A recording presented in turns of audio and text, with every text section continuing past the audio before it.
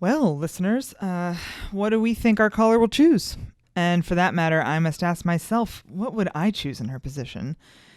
It would keep me up at night if I weren't awake with you already.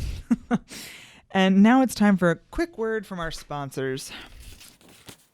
Fryman's Fencing, because good fences make good neighbors and even better fences. And Georg's Apples. If you like apples, you might like these. Okay, Dana, let's keep them coming. This is some bull. Hello, this is your host. You're on the air. This isn't real. This is a stress dream or a stress hallucination or something related to stress. Not real. This is not real. Dearest caller, I assure you that I am very real. Now, tell me what seems to be bothering you. I spent all week working in my idea notebook. My company is going public on Monday. I rolled up to the club to get my dick, to have a nice time. An attractive female agreed to come home with me, but then I bring her around to my car, a Tesla red beautiful machine. I spent so much money on it. It's a special kind of red, not the standard one. But it won't start because there are these weird little gremlins in it. I urge you to take a deep breath. Do it with me. Breathe in. Hold. Now out. Okay, I did it. The chick's gone. She's cold or some shit. Now I just want these vermin out of my car so I can leave. This car is a real beauty and I won't have her defiled. Every plastic part has been dipped in a special coating and all the metal parts are waxed and so shiny. Hey, don't touch that. I would never. Can you please describe the creatures? I know for certain you aren't dealing with gremlins because, dear listener, those are not real. They're small and sort of lumpy, like they're made out of Play-Doh. They have very sharp teeth and one bit me. Have any of them farted at you or made rude gestures of any sort? Yes! Oh, yes, I see. You are dealing with brownies. I'm not talking about dessert, lady. I'm talking about little goblin things. Fuck! Dear caller, I think that the problem isn't just about the brownies, which, by the way, is what these delightful creatures are. I think the problem might just be about you.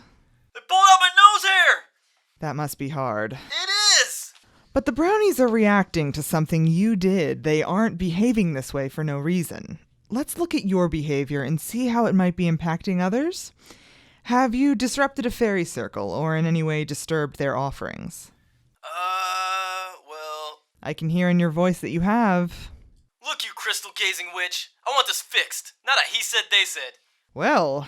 One sec. My mechanic is on the other line. Dear caller, you called me.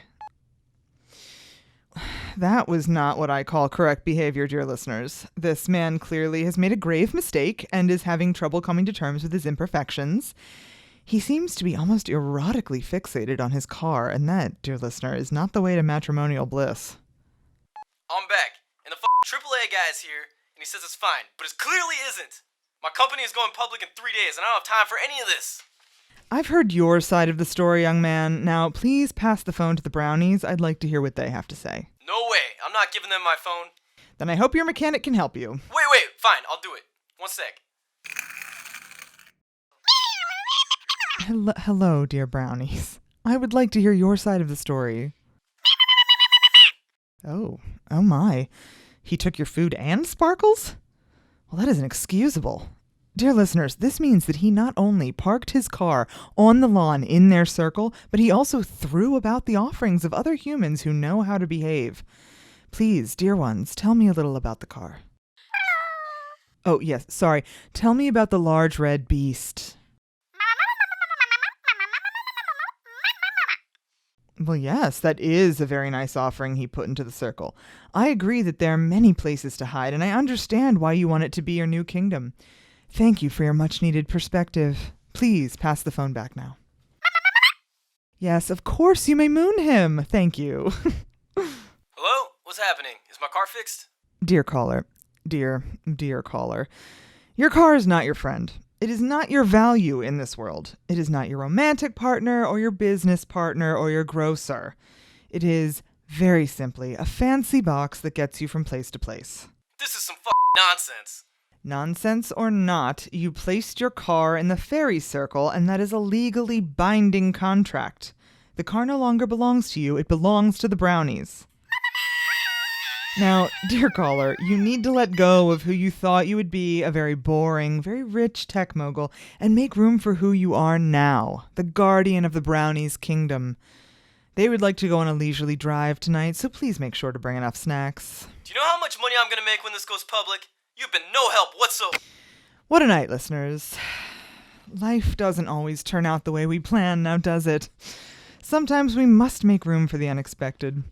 Remember that you are not truly in charge of your fate, but you are in charge of the way you react. And please be careful of fairy rings. You do not want those lawyers sent after you. Let's take a moment and breathe deeply as we let go of that which we cannot control.